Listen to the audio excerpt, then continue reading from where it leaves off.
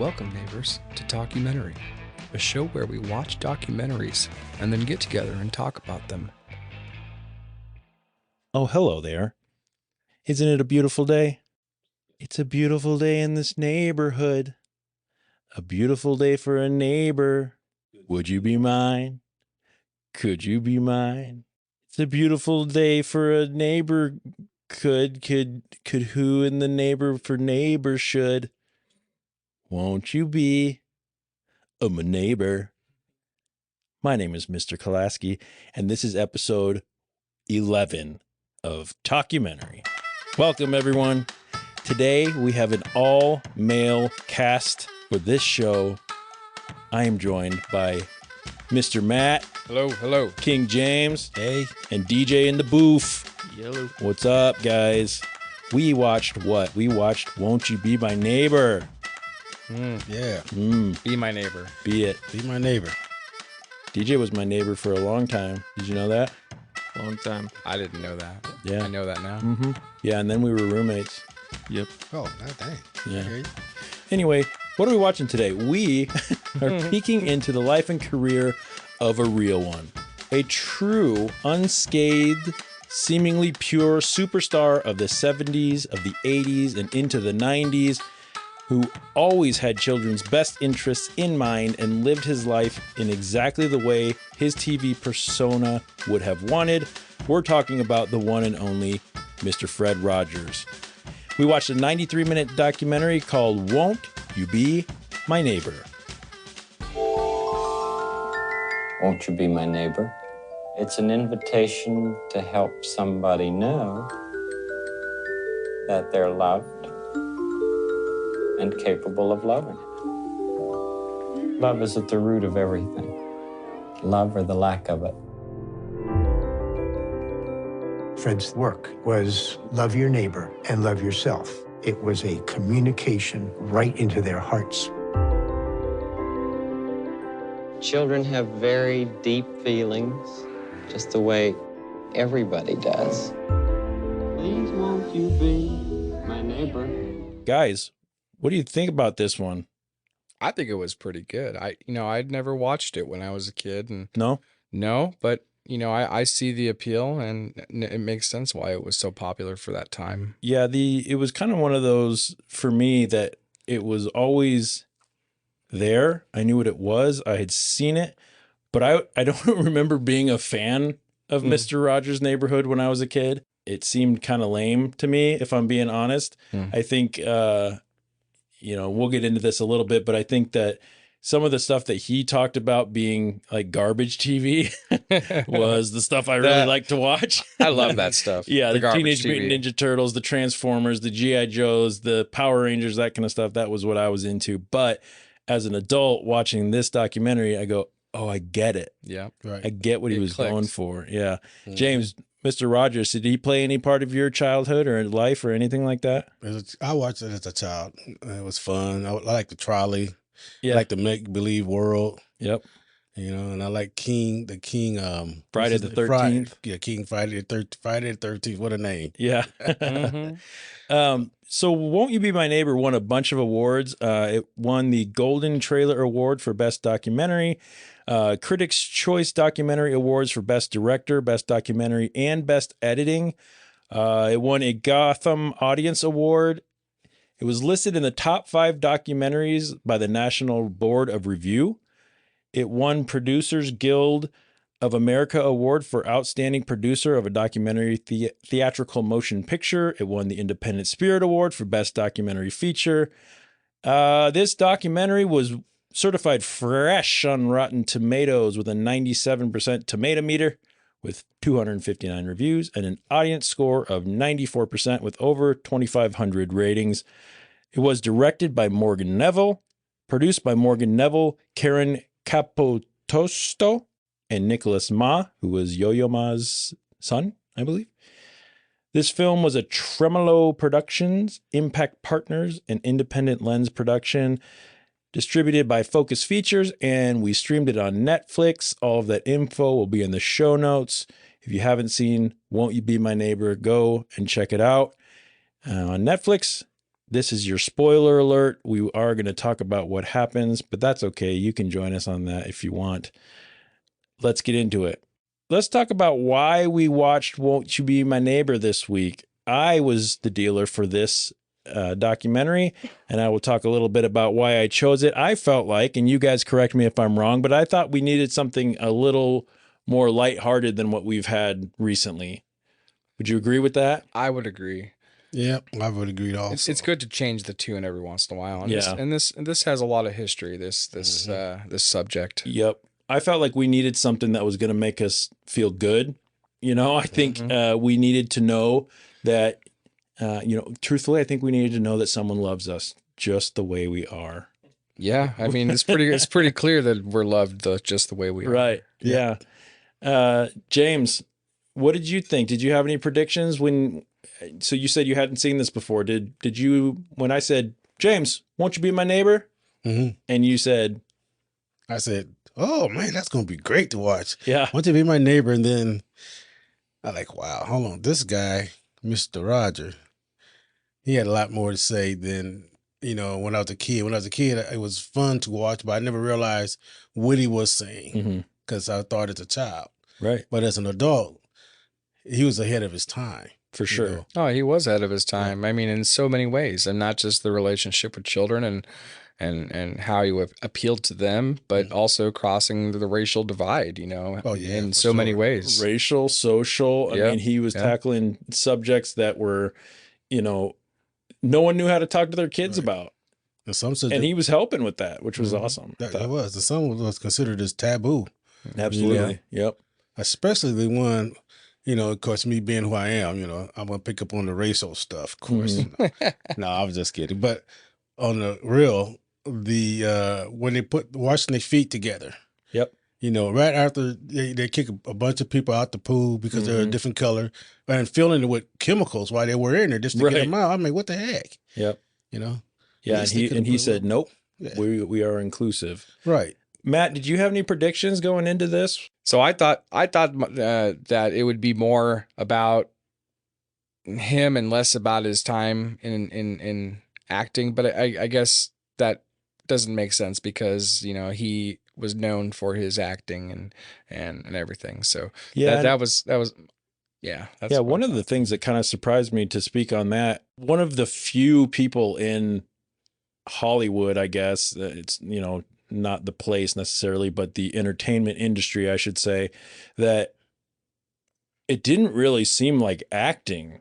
It was more, this is who I am, and I'm putting myself on television because I believe television is a good, effective new medium at the time to reach children in a way that can really speak to them. Yeah. Right. God, was he spot on, right? Right. Nailed It it. became the overwhelmingly most popular way to interact with whole families. Right. Well, you not know? just interact, but influence. As well. Absolutely. Going into this, I kind of had my doubts. You hear rumors about the good guys in the entertainment industry. You hear rumors about, were they really as good as they appeared? And most of the time you find out, whether you're talking about the guy who had his, the Elmo puppet, who had, there was problematic things with him, even Bob Ross and people that are supposedly like good people. And it comes out with these scandals, America's, family with the Cosby Show, and now Cosby's one of the canceled figures in most hated people, or whatever you want to say, where I never would have thought Subway guy too. Subway guy, yeah, all this stuff where the good guy turns out to be not so good. So I was a little concerned going into this, like, do we have one left? Yeah. Do we have one? And It was confirmed. it was confirmed, at least from what I could tell. Yeah. Same here. I had my doubts though. I was going, please, when I was watching this, please don't come out that he was accused of fondling a little kid or having a torture dungeon or some shit like that. And thankfully that didn't happen. It never happened. Yeah. No. So let's get into some of our least favorite details about Won't You Be My Neighbor. But real quick, this is about as painless of a synopsis as we can get. This film examines the life and legacy of Fred Rogers, the beloved host of the popular children's television program Mr. Rogers' Neighborhood. It highlights some of the struggles that he and the crew went through, as well as the fun they had along the way. It pointed out Fred's overall goals and the purpose of the show, as well as letting us see some of the doubts that he may have had. Overall, it showed us that Fred Rogers really was the inclusive, kind, caring, gentle, genuine person that he portrayed on TV. Matt, what was your standout moment? Like, and we'll get into some of the details, but what was something that when you think about this documentary, the first thing that comes to your mind? The standout moment was, when the gentleman that I can't remember his name, but he was the cop in there, and he turns out he came out as gay. Officer Clemens. Yeah, Officer Clemens. Yep. And he came out as gay, and Fred Rogers had told him that he couldn't do that. He couldn't come out as that. That wouldn't be good for the show. And so that was really my standout moment. But eventually he warmed up to the idea and I was accepting. Right. And I thought it was really cool how he told him. Yeah. By, what was it? Telling everyone I love you just the way you are. Mm-hmm. And eventually Officer Clemens was like, Fred, were you talking to me? And he said, Clemens, I've been talking to you this whole time. Mm-hmm. Right. Yes, you, for who you are. You're a gay black man who at the time that was a taboo. Yeah, taboo or shunned or didn't maybe feel a lot of love from the straight white community. And he's going, no. You're still my dude, Yeah.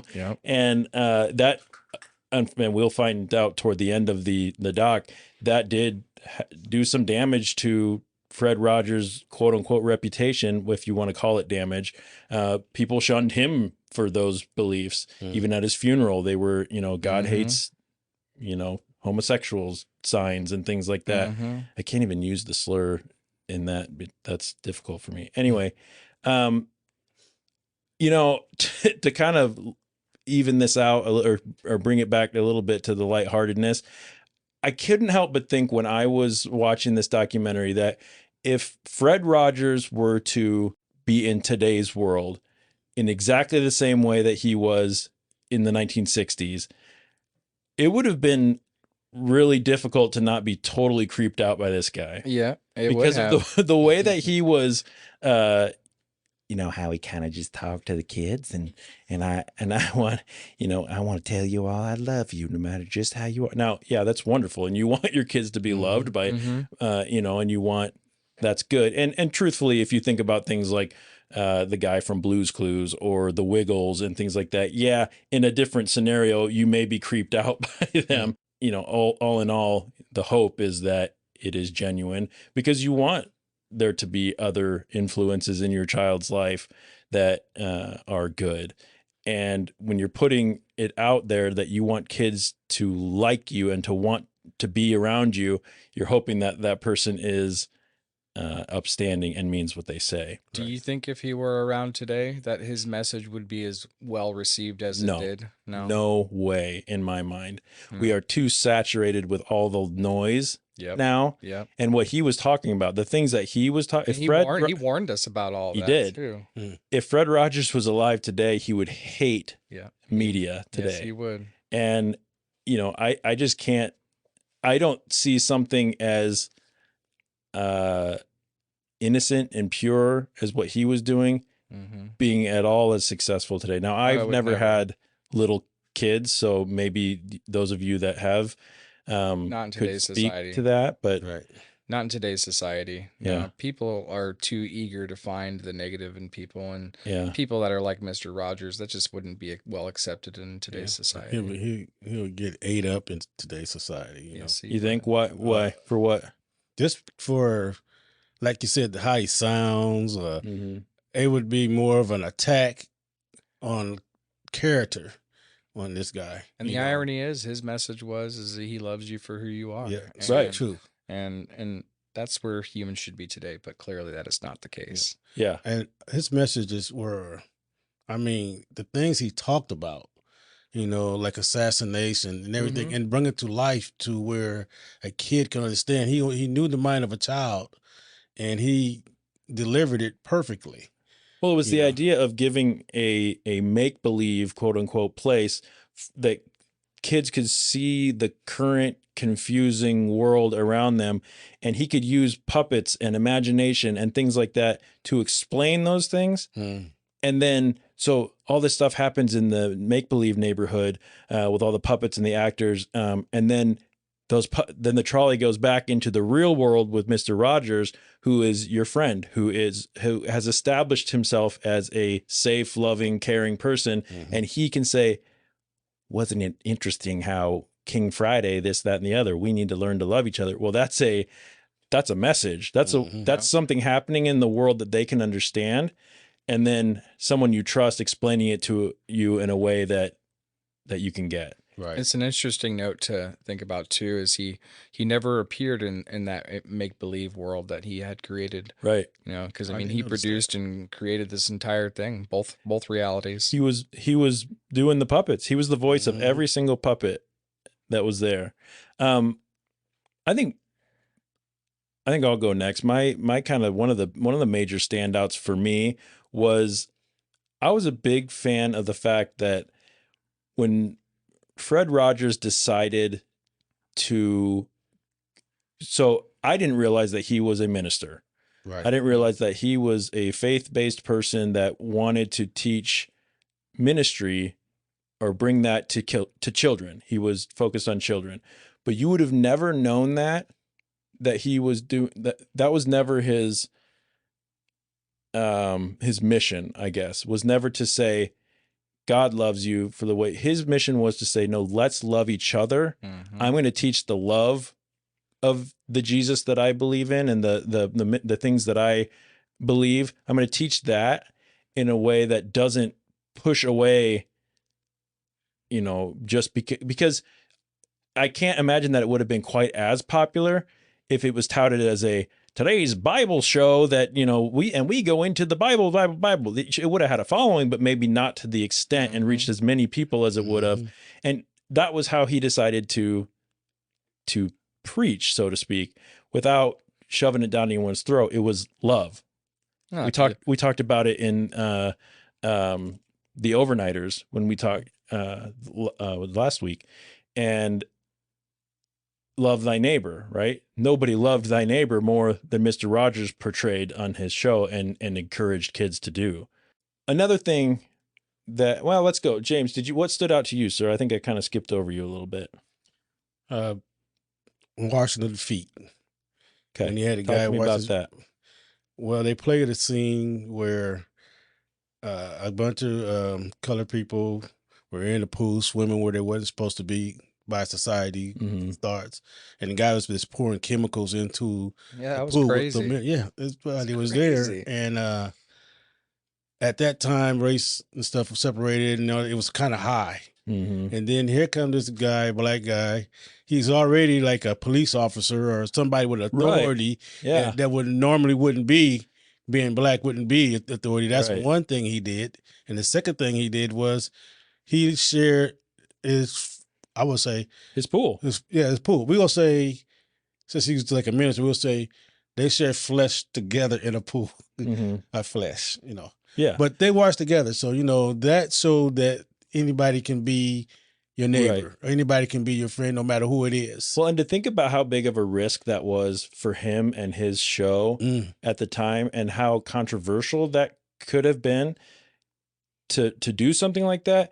First of all, it was a huge risk to have Clemens stand in as the police officer, as the voice of authority on his show, because he was a black man. And even Clemens talked about it in the doc that, I was taken aback by the fact that he wanted me in this position.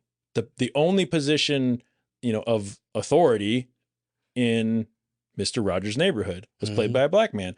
And Rogers did that on purpose. He wanted to say nobody is below anyone else. Right, exactly.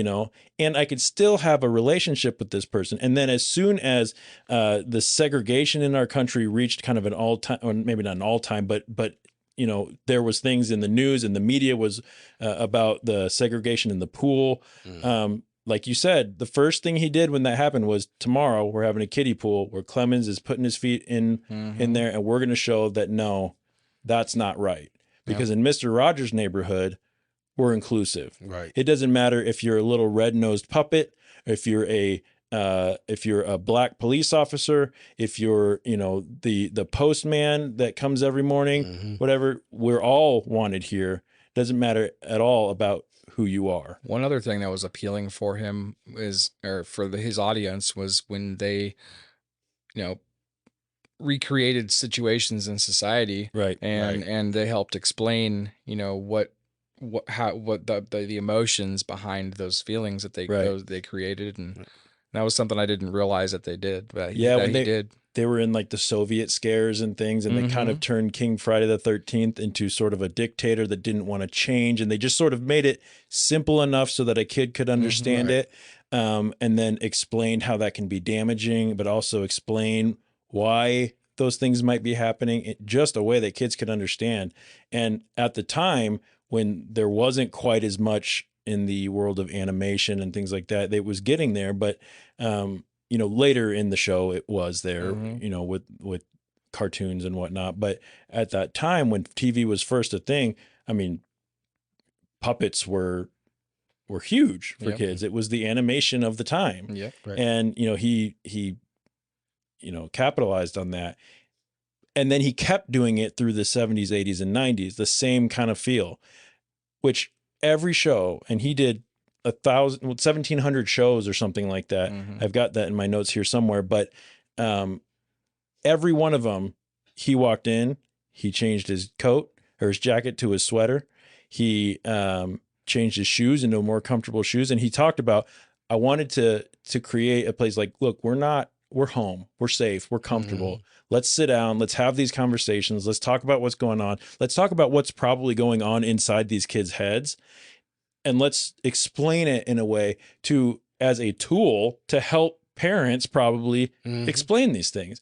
Because you watch on the news that someone just got assassinated, and that news is going to reach your kids' ears. So to be able to go back and say, well, look at how King Friday the 13th and Henrietta Pussycat dealt with this situation. And that's a really good way to talk to your kids. And he's doing some of that work with you, I think was his hope, was with the parents, not to be the parent, but to be, at least that's the way I took it. And then he turned around and showed solutions also. Yeah. So, this is how all the peace, and give out peace, give love, be this way, be that way, and that was a great thing too. That was his power of influence. That's what he was a master of. Mm-hmm. And that's what was so appealing, is because his message was positive, and that's why it lived on for decades. Right. And still does. Yeah. And I think that, in my mind, the repetition of every show starting the same, for that many years. And when you're a kid, and especially if you're struggling with anything, sometimes, change is scary. Whether there's something going on with your family, with your friends and all that, but that Mr. Rogers is going to come. There's a little slice that he was able to give them through a television show where it was going to be the same every time. And you knew he was going to change his sweater, he was going to change his shoes, and then he was going to tell you that you were cared about. And he even said, I'm speaking to one person, not one person specifically, but I'm speaking to the one person on the other side of that screen that, he's called it hallowed ground, the area between the person and that screen. And I thought that was kind of profound, in the way that he thought about using his medium, which I think a lot of people are lost on that. They get caught up in how many people are watching this, how many, how much content am I creating, how loud and impactful is, and how many, how can I get people to pay attention to it? Where he's going, if I'm connecting with one person, if I'm getting to one child and helping them get through this thing, then what I've done has been worth it. Right. That's huge. Oh yeah. That's huge. Big. So on the other side of that, Mr. Rogers had a family, not just the kids that he influenced. He had a family. So they did talk about that a little bit. They talked about, my dad was essentially, what did they say? The next best thing since, Christ, or, like it was, and it's like that had, what do you guys think? If your dad was Mr. Rogers, is that a good thing? Is that a pleasant childhood? Well, you probably didn't have any problem getting friends. I mean, especially when you were young. Yeah, maybe. Because, I mean, you look at the way those kids were talking to him. I mean, they idolized him. Right. I think it would have been real good. If he was my dad, I would have been the happiest guy in the world. Have little things down, play with you. You got your mindset. You guys can go to the child world together and still just be happy and knowing that this man is going to protect you and keep you safe. So, yeah, it would have been a good day.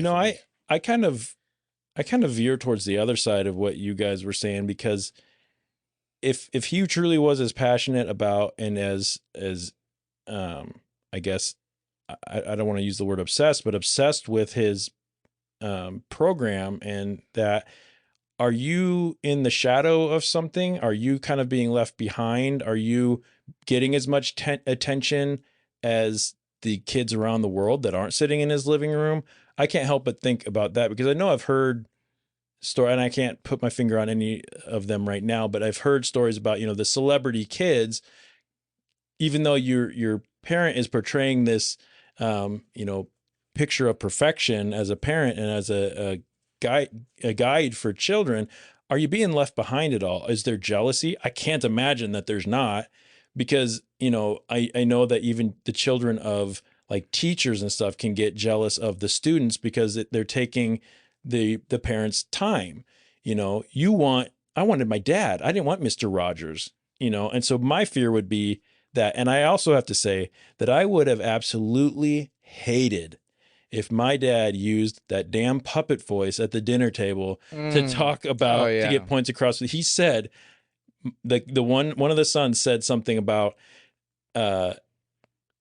we would know when dad was saying something that Mr. Rogers may not have said, or in a way that Mr. Rogers, because he would change his voice to the puppet that was kind of the witch. And when he talked like that, we knew he was being serious. Do you know how angry it would have made me if one of my parents brought out a damn puppet voice when they were mad? Like, oh, that would be so annoying. Like, get over it. Anyway. Did they say that did they interview the kids? Yeah. Two of the kids were, I think he only had two boys. Did they say anything about that being annoying, or? Yeah, well, they kind of alluded to it. It more seemed like, and you guys that watched it, correct me if I'm wrong, but it seemed more like an eye roll. Like it was, they didn't really go, God, I couldn't stand it. But they were kind of just like, we knew when dad was on one, because he talked like Elaine Fairchilde. And we knew that he was saying something that Mr. Rogers wouldn't be able to say. Yep. Wouldn't that be kind of nice that your dad said something like a puppet instead of just going off yelling and all this? No, stuff, I definitely see where you're coming from with that. Especially compared to, as opposed to being a total tyrant or something, it'd be better than that. But I can imagine if you're, as a kid, that's probably kind of annoying. Anything your parents do, parents are notorious for being corny to their kids. So, I can see that just being a little bit. Yeah, the hope would be that he acted like that before he started the show. So it was like a norm for the kids. Right. Like, oh yeah, dad created these characters and then he used them on the show. So there wasn't really that much of a divide between what he was like in real life and what was on the show, which would, show his, how good his character was, or how his relationship was, because it would be hard as a dad to get the attention from all these other kids, but then also give your own kids attention. Yep. Absolutely. Because you're hearing your own kids cry and scream, and the other kids are just adoring you. Yeah, they're just like, you're the best. And the kids are at home telling you no. Right. Yep. I could see that. But I'm glad you asked about that, because they did say that it was pretty clear that his puppets were based on people in his life. Queen Sarah was very much so, whether they admitted it or not, their mother. the kid's mother, Mr. Rogers' wife. And kind of a funny part was when the kid said no one really wanted to admit it, but Lady Elaine Fairchilde, who was kind of the witch, was definitely Mr. Rogers' sister. And they had her on there, and she's like, "Yep, I'm pretty sure that was based off of me." Because because she was kind of anything. She was the antagonist, even though she had heart. She wasn't a bad guy, but anything that was like controversial that happened usually came from either her or King Friday the 13th. Did Friday the 13th did he name this before like? That's a good question. The horror movies came out. Oh, I would. That's a very good question. I would imagine. Did they come up with the names because of his thing? Oh, the Friday Jason Voorhees that came out in early 80s, I think. Yeah, that could be. I don't. So yeah, they probably named the Friday the 13th movies after King Friday the 13th. Probably trying to take a little jab at this is childish and this whatever, but now it's horror. So the puppets. Let's talk about the puppets a little bit. The most well known and the one that has probably lived the longest through the animated series that came after Mr. Rogers' Neighborhood and all that is Daniel Striped Tiger. He was the shy, gentle tiger, equal parts timid and brave, and he was the longest running puppet as well. They talked about that this was Mr. Rogers. This character was Mr. Rogers. The child, Mr. Rogers, he was able to tap into his child self and talk through that puppet, which was pretty neat, actually. Seeing one of the very first episodes before it was called Mr. Rogers' Neighborhood, it was called like Children's Corner or something like that. And they had a break in the programming, and he like punched his hand through the clock with the paper clock with Daniel Striped Tiger and was talking, and then it just clicked. And then from then on, Daniel Tiger was associated with the clock, and it just kind of carried on. I thought that was pretty cool. Like I said, I like to say I acquired 2 children after they had already gone through their really young phases. So I was never involved in Daniel Tiger, the animated piece. And you guys? No. Yes, constantly. Yeah, both my kids, they watch Daniel Tiger. Yeah, it wasn't until recently that I made the connection that they were connected. I didn't. I wasn't. What's that show about? What's the I mean, the same thing. The same thing, same concept. Yeah, but they don't go into as deep of stuff like he did, which is kind of unfortunate. If it's supposed to be like his legacy, he lives on in this little character. Yeah. But they go through some, normal things that kids think about or have to learn, like learning how to go to the bathroom or so it's like not making fun of each other in class or being nice to each other. Yeah.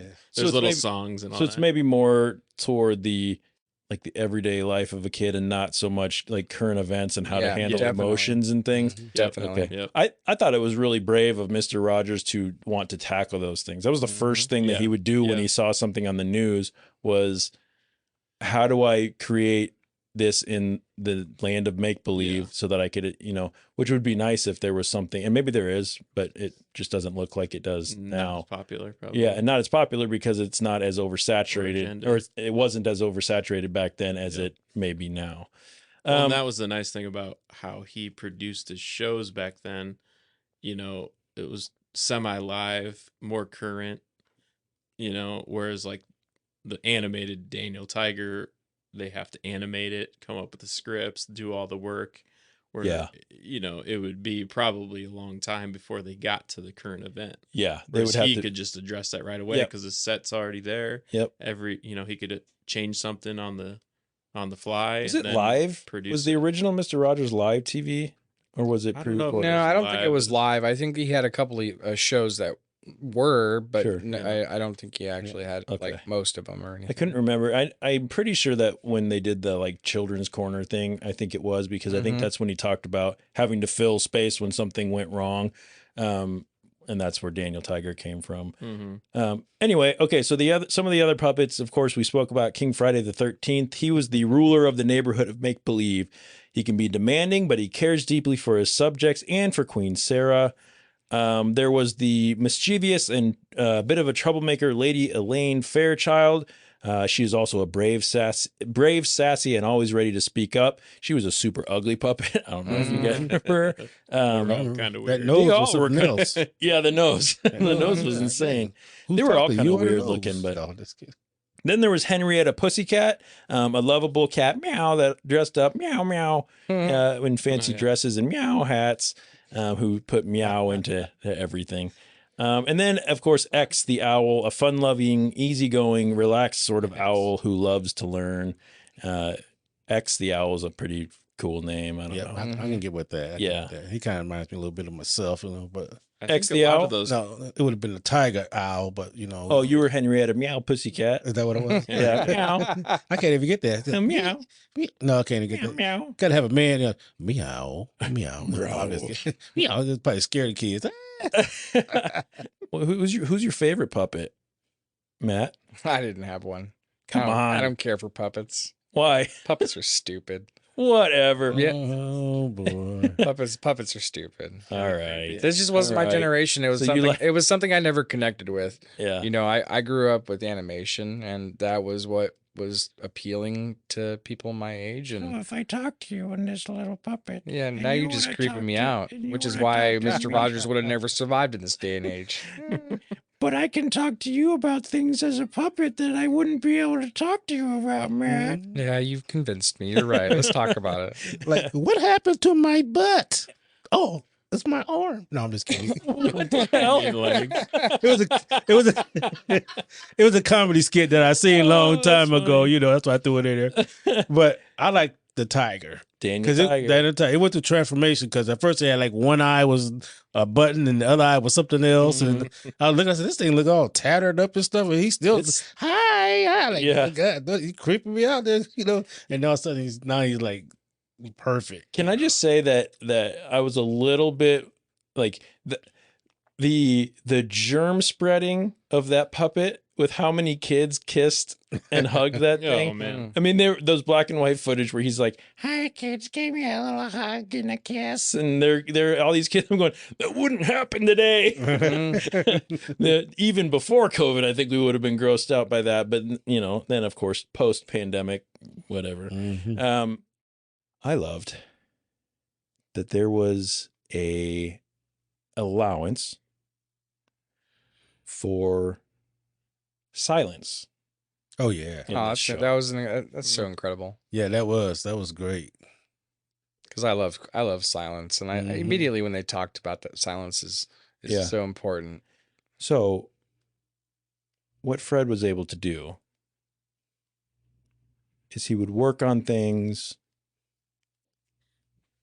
DJ's shaking his head because he hates the dead noise, but he would do things. He would work on things. He would have, I'm trying to remember, there was a scene where he was like building a puzzle or something like that. But he wasn't talking. There was no music playing or anything. Mm-hmm. And one of the talking heads in the doc said, there was a lot of slow space, but there was no wasted space. Which Fred was really Fred. He and I are on first name basis now. Mr. Fred Rogers, minister, his big thing was it's okay to be quiet, to slow down. Yeah. Let's slow down this fast-paced, insanely saturated and loud world and give you an opportunity to just sit and promote being quiet. Now, I related to that quite a bit. When they're showing the clips of Teenage Mutant Ninja Turtles and G.I. Joes and all this stuff, I'm going, yeah, hell yeah, that's the stuff that I watched when I was a kid. But I did see that and go, it really was a obnoxious, loud, crazy, overstimulating thing. It's no wonder kids, especially now versus then, but even then, had trouble focusing. When that's the what's being put in front of you. And he had a real problem with that. So he gave kids a space to say, hey, this is what we're doing. We're being quiet. which is a good thing. You might think about it as I thought about when you tell kids they're acting up and they're clowning, being loud and rowdy and whatever. First thing, you got to time out. Oh, you need to go sit down and be quiet and relax and gather your thoughts. The same process I think is going on right here, where to be quiet, and even the Bible says it's good to be silent. Yeah. So I just love that part too. Also, I like even though I talk a lot, I do love silence. Yeah. It feels good. Yeah. And he did it so right too. I mean, to gain the attention and keep the attention of children and know exactly when to use that moment of silence as a means of reflection. I mean, that's what he was so good at, and for sure. And he was able to keep doing that because it was effective, and parents saw it too. Yeah. Yeah, they did. And I can imagine, as a parent, I said I didn't have young girls, but I was around when my nephew was young. And I remember him having shows on and things that were just so crazy. And imagining Mr. Rogers' Neighborhood in the living room would probably almost be like a sigh of relief. Like finally a show that he doesn't come in there screaming. He doesn't come in there, just blasting, and he's just going. He comes in there first and just says, "Here I am. And I love you, James, King James. I love you just the way you are." It's all Southern. Yeah, I don't know why. I don't know what that was, but we all love James. Just the way he it's is. true. Well, it's funny because in like TVs and movies, they talk about how when actors do like a 3-second pause or something, how amazing it is that it keeps your attention because it doesn't happen very much. They try not to have any dead air for the most part in radio and podcasts, whatever it is something has to be happening, right? And it's so people are just amazed when an actor he did a stare for 3 whole seconds. Yeah, that's crazy. Yep. Where Mr. Rogers is sitting here doing it. Yep. Every episode, constantly. Yep. And people still love the content because of what it is. It's because he was so genuine, and it was pretty easy to tell that his goal was to have a positive effect on kids, and that was the mentality he wanted to instill in children was be calm, think of it from a calm perspective, and you'll be enlightened. Yeah. Right.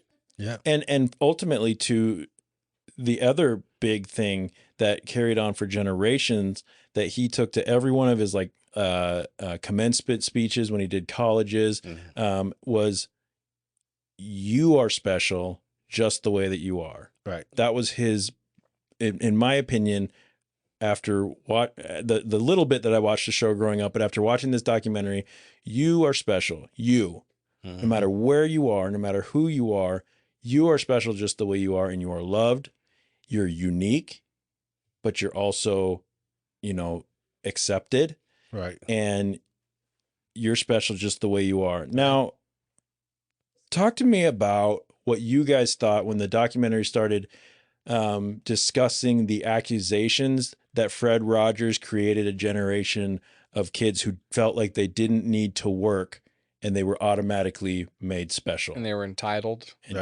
Yes. What are your thoughts? My thought was that was just stupid. They didn't even need to put that part even in there. Well, I think it's fun. I think it's good to see that. It's a legitimate idea to think that could create the mentality that people think they're entitled to things, that everybody is special, and in one way or another, in reality, everybody is special in their own way.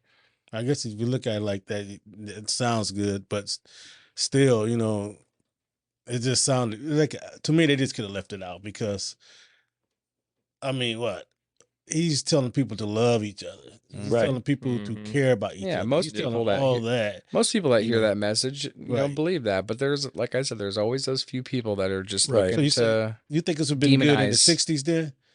Well, when they had like peace, love, and stuff like that, you could chill out, come up Muppet and stuff. Hey, bro, what's up? Which is probably why people were getting mad, because that was like the sign against authority, right? The hardworking American, that founded the country. You had to work hard every day of your life and earn the things. And what they spoke about on the doc, and what I feel is, you're not necessarily having to not earn the things, or you're not having to work for things. It's just understand that it doesn't matter who you are. You still are valued. You're a valued member of society, whether you've done literally anything or not. And to me, that's not a bad thing. I don't, to me, that is, something that we should be telling kids. And I think too, that part of his mission was to tell the kids that maybe don't get told that very often. Yep. I was blessed to be raised in a family that I did get told that I was loved, and I did get shown that I was valued, but not everyone was raised that way. And his thing was, if I can use my platform, so to speak, to reach these kids, then that's what I want to do. Right. And he was a rich kid growing up, they did say. Right. Yep. Yeah. And so, that living in that world. Didn't know how to use a screwdriver. Yeah. And that brings us to kind of the thought that someone so pure, as pure as a TV personality and as a human being can be. I'm not going to say outright that, hey, this guy never did a thing wrong in his life, because I'm sure he did. I mean, he's a human being, but as pure as you can hope someone to be, probably, when you're a personality like that, a celebrity, people are going to try to look for, how do we bring him down a notch? Yep. Right. How do we find him? So they're going to do things like saying he ruined a generation, or he loves the homosexuals and we hate him for that. Or, he was actually a Navy SEAL who killed thousands of people, and he's, covered in tattoos because whatever. I mean, what a degenerate that gets himself covered in tattoos, right? Yeah. But that was all false. All false. They talked about, like, that's when they mentioned he's a rich kid who doesn't know how to use a screwdriver, let alone kill somebody. It's just people who weren't willing to believe that he was who he said he was, or who he portrayed. Then they turn around. You see what they did, the interview with him, with the news reporter. I believe that was, to ask him, I have to ask you. I just have to ask you. He couldn't get it all out, but he finally just said, "Are you gay?" Oh yeah. I'm like, wow. I want this. They didn't show his response. Yeah. I want to hear his response. Right. But even the gay guy was like, "Hey, I'm gay." I would have known. And I would have known if he was gay, Yeah. And he wasn't. He is not. He's just a man that was not afraid to be sensitive. To be sensitive and take some of the toxicity out of masculinity. Right. And that's what Clemens had talked about. Like, this was the first time that a grown man told me that he loved me. Right. And to be able to do that in a time where that was so kind of, I don't want to say frowned upon, but you could be looked at and questioned of your sexuality. Thankfully, that's a little better now. I tell you guys I love you and whatever, and that doesn't strike people as off-putting as maybe as fruity, being fruity, yeah. Right. And Jesus, James, sorry. And but he wasn't afraid to do that, which I think was super progressive for him, especially being a white man who was a believer in it was a religious man. Yeah. Right. That was unheard of in some ways back then, which in my opinion, that should have been the outlook of Christianity and religion forever. I mean, we should be accepting and, secure enough in our beliefs and our whatever that we're okay with that, but it's not how it's always turned out. And we know some of the history on that. One thing I want to touch on real quick, I did really enjoy when Rogers went before Congress. Oh, yes. When he went before Senator John Pastor, who was vocally against the funding of public broadcast television. That was during the time of the war, and they were trying to raise funds for it. And this guy was vocally going, I don't want to hear anyone else read anything. I'm tired of hearing all your stupid excuses of why you think you should get money. Someone bring me a real reason why we should continue funding whatever. And Rogers got up there and he won him over. Right. I mean, plain and simple, the way he spoke to kids, he spoke to this guy. Exactly. He said, basically, I'm not going to read this to you, but you have told me that you're going to read what we've brought. So I'm going to trust you as one gentleman to another that you're going to do what you said you're going to do, and you're going to read this document that I brought. But for today, what I'm going to tell you is that this is how I want to reach kids, and this is what's happening. And the best way for me to tell you what I do is to tell you the words of a song that we sing. And he sang the song. I don't have it all, but what do you do with the mad you feel when you feel so mad you could bite? And that was the concept that he said in such a simple way and so calm and so relaxed. And Senator Pastore, straight up, immediately after, he says, "Looks like you got the money. Looks like you got the $20 million." Right. And that put him on board. That put Rogers Boom. on board right off the bat. Yeah, he skyrocketed in popularity after that because he has saved public television in many ways. And being straightforward, straight true, no holds bar, in a lighthearted way. Right. And respectful. Yep, very respectful. And gentle. But he was the only one to get through to this guy who was up there basically with his chest puffed out. And the guy said, "You did it. Nice work." Right. Real recognize real. Yeah, essentially. Exactly. Which I thought was a really fun thing. And you could kind of see Roger's smirk after that, where he was trying not to be like, "I'm the man, like I got this." But he was kind of like, all I've asked for is for people to listen to the message that I'm trying to give. Right. This man listened, and we got what we needed to continue this mission, which I thought was really pretty powerful. I did too. I could say that was another one of the highlights in that. For sure. All right. So in the year 2000, the show finally ended. The last show was in, I believe, February of 2000. So that was a pretty good run for a show.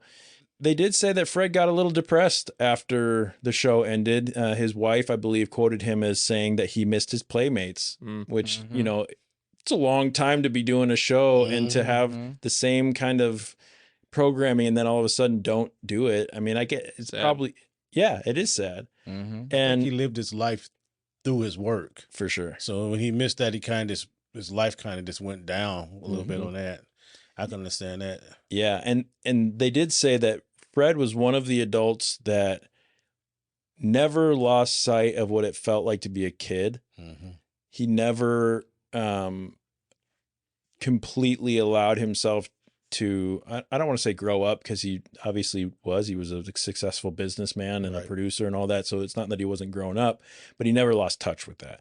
And to me, that felt like him going, well, he still kind of is a kid at heart. So when all of a sudden after, 30 some years of doing the show, 40 years of doing the show, all of a sudden you're not going to play with your friends anymore.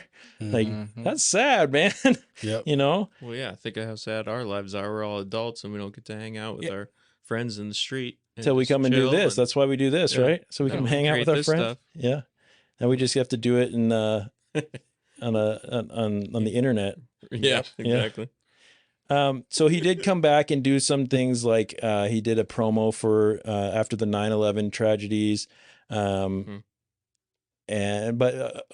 Besides that, his career was basically over. And he died in 2003, shortly after the 9/11 promos he did. I did think it was pretty powerful. I don't remember seeing those promos when 9/11 was going down. No. But I could see why he would want to come out of the woodwork and say, I need to talk to my children again. My children are the ones who are adults now dealing with this stuff. And I feel like maybe I could have an impact on how they're processing this. Right. That's huge. Yeah, it is. For somebody, that's like all of a sudden your grandpa coming back into the room and going, I'm still here. Don't forget that I'm still here. That like, I even mentioned that by him even doing that, we used to watch him, and he coming back now. We being adults now, feeling at ease. Mr. Rogers talking to us, Yeah. And I mean, it sounds, but you're absolutely right. It's a cool cat. Yep. How old was he when he died? 70 something, I think. I think so. Yeah. I think what they said. Wasn't even that old, was it? No.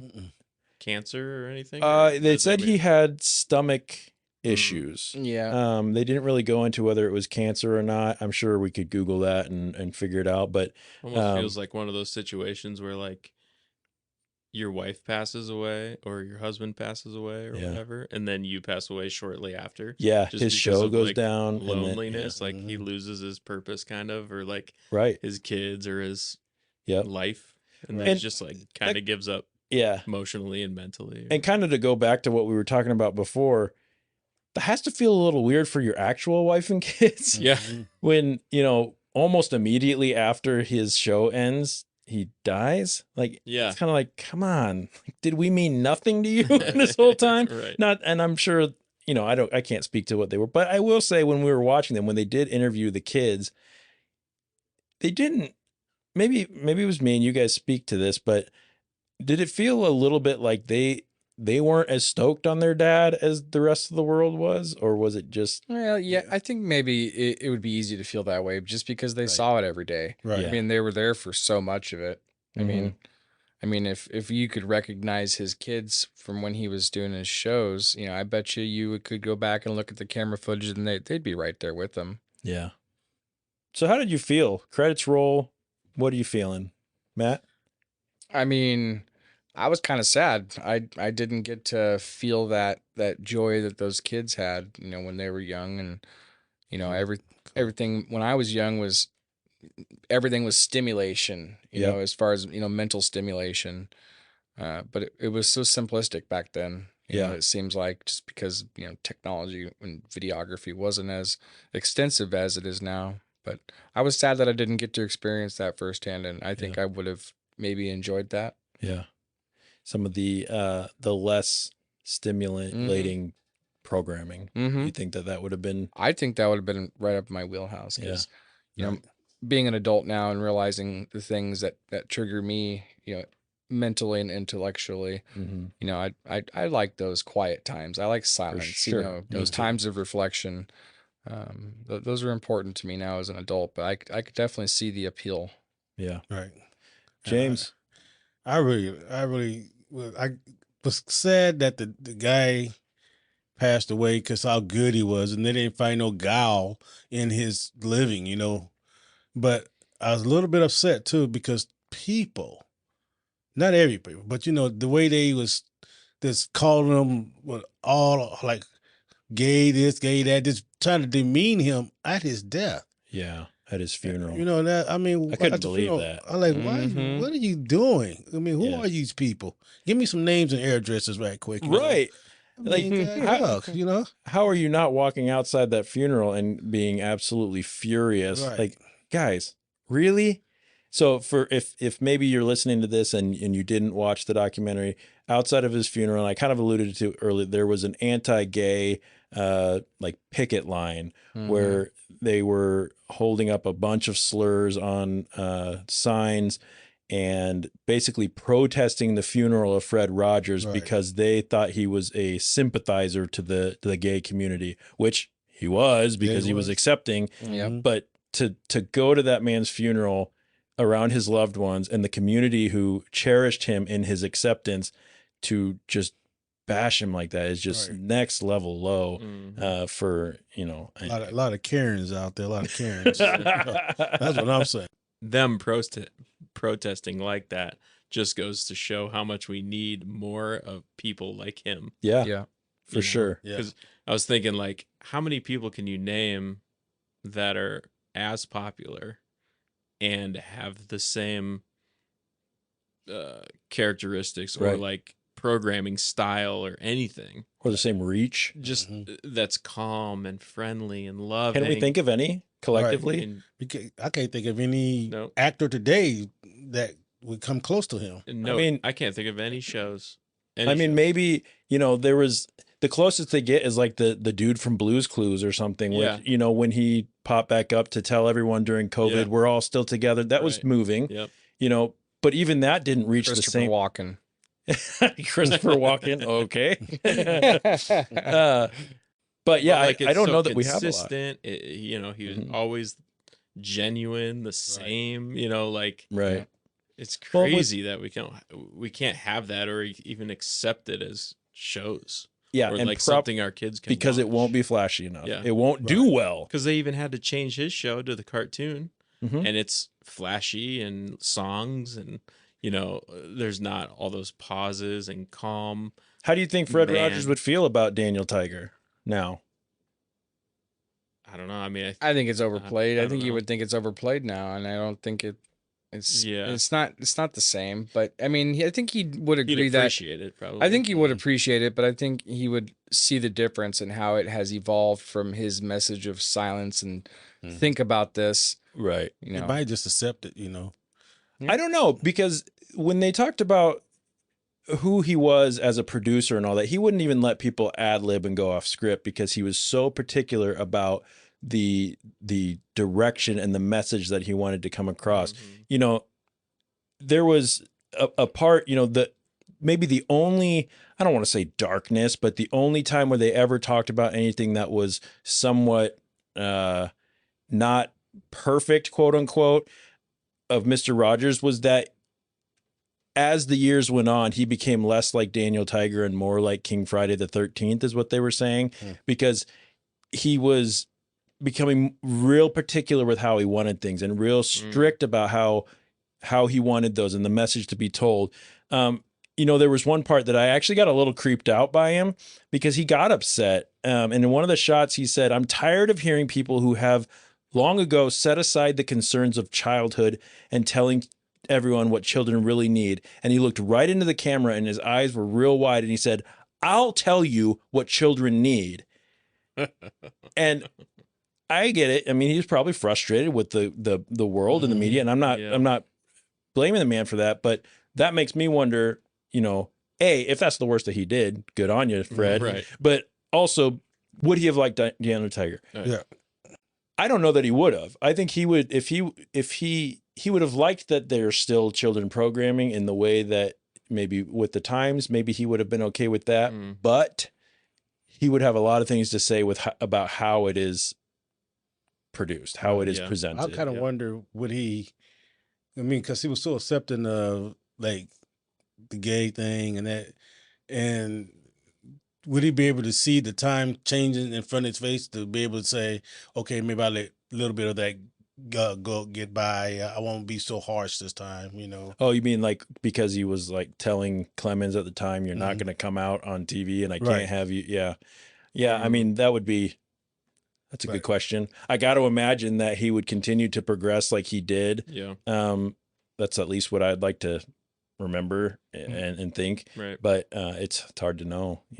There are some prejudices that are hard to scratch away. Yeah, I could see where he would progress with the times because his whole show was against kind of modern media at the time. I mean, like he talked about things that no other place talked about in a nice way to kids. Right.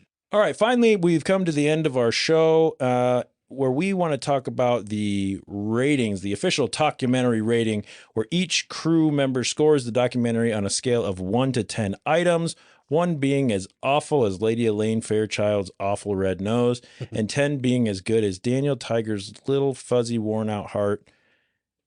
This week, we are using sweaters as our rating item. So I'll start since it was my pick today. I gave this 7 sweaters. I thought it was really, really good, better than some. It doesn't rate any higher than that for me because there really wasn't any, documentaries. I kind of am. I need a little more drama, I think, to rate it higher than that. Not because I didn't like this, not because I didn't like Fred Rogers, but 7. I'm sticking at 7 sweaters. Matt, how about you, sir? I too gave it 7 sweaters. Okay. I think the message was great. I think they portrayed his message to be what he had intended it to be. I think the people that were in the documentary, that were involved in his life, helped portray the story that the documentary was trying to tell, and it was good. Good. How about you, sir? I also gave 7 myself. I think it was very clean. and very sincere by all the people that talked about Mr. Rogers, and the message got through. You know, even as an adult, I could see it. You know how good he was really. You know what he meant. I just put that. We all rated 7s. And I just put it in my calculator to try to average out 7. Okay. So the official documentary rating for Won't You Be My Neighbor is 7 sweaters. 7 sweaters. 7 nice, comfy cardigan sweaters. Before we go, and before we talk about next week's episode, we're going to do a little something real quick. We're going to do another sort of similar to what we did when we did Stutz, a little bit of a gratefulness thing, but we're going to go around the room real quick. We're going to take a quick moment of Mr. Rogers' influence silence, and then we're going to name somebody that we are grateful for that helped us along the way, that really maybe lifted us up when we needed it, someone who comes to your mind. So once I give the motion, go ahead and name somebody, all right? So a little bit of silence here.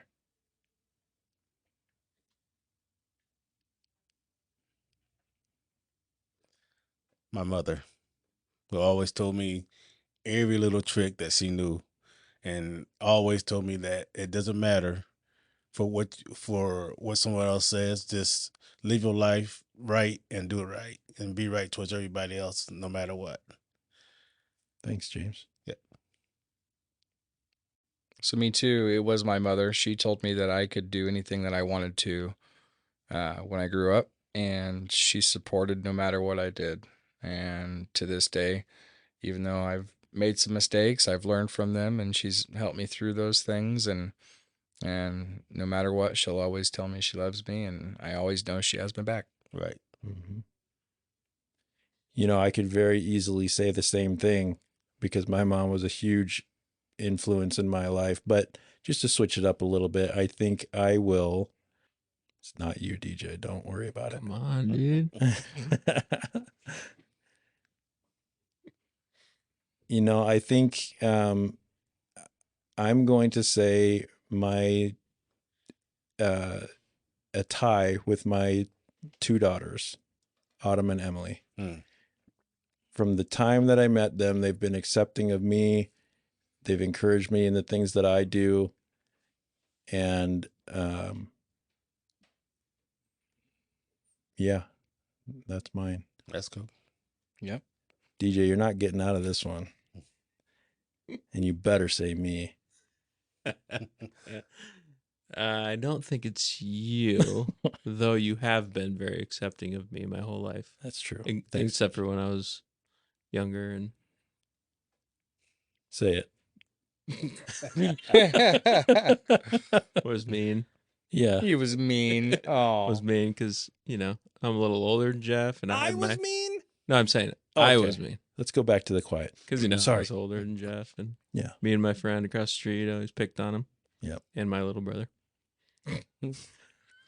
That's funny. I experienced the same thing when I was growing up. My older brother, and his best friend, they always just used to pick on me too. And now are you better friends than? No, he moved away. Okay. I don't know where he is now. Jeff and I are better friends than. Yeah, probably my younger brother and Jeff. Well, y'all guys are all lucky because I just had sisters, and my older sister just beat me up every time she got a chance. But so did my sister. Yeah, but when I got older, I didn't beat her up, but I knew I could take her. But when I found out I could take her, I decided to love her. All right, DJ, you're up. I would say my wife, Andrea. Mine too. Oh, you're saying that because she's gonna listen. No, she doesn't listen. She would. You saying that she doesn't listen when you tell her something? No. She won't listen to this. Oh, okay. I just wanted to, because I'm not on it usually, so she'd only listen to it if I was. Well, I'm going to tell her you're on this one. But yeah, she's always accepted me, even though I'm harsh on myself.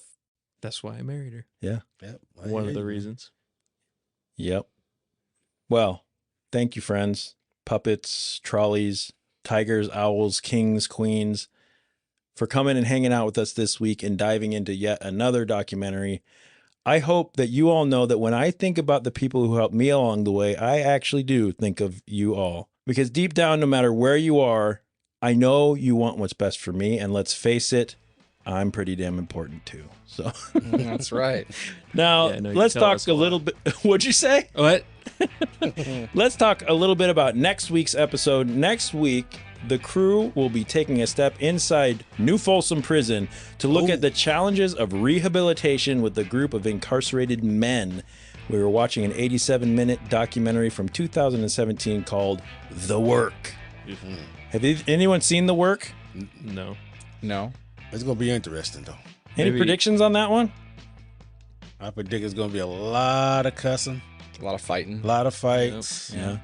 and then somebody's gonna have a reality mind opening. I'm excited to get into that one. You know, besides me, next week is an entirely female crew. So I'm actually really glad that I got to talk with a group of guys together about the gentleness of manlyhood and what that can mean. And then I get to hang out with a group of ladies in an all-male prison and talk about rehabilitation. It's going to be actually kind of a fun juxtaposition, in my opinion. So They need some Mr. Rogers up in that prison, it sounds like. You're probably. gonna have a lot of ladies talking about men in prison. I might have to interject on this one. Well, you don't get the right to do that. Okay. So I'm just kidding. I'm just kidding. everyone, please go out and check out the documentary The Work before next week's episode. It can be streamed on Canopy, which is a really cool streaming app. Just get yourself a library card. You can do that free online and get yourself a Canopy account and check it out.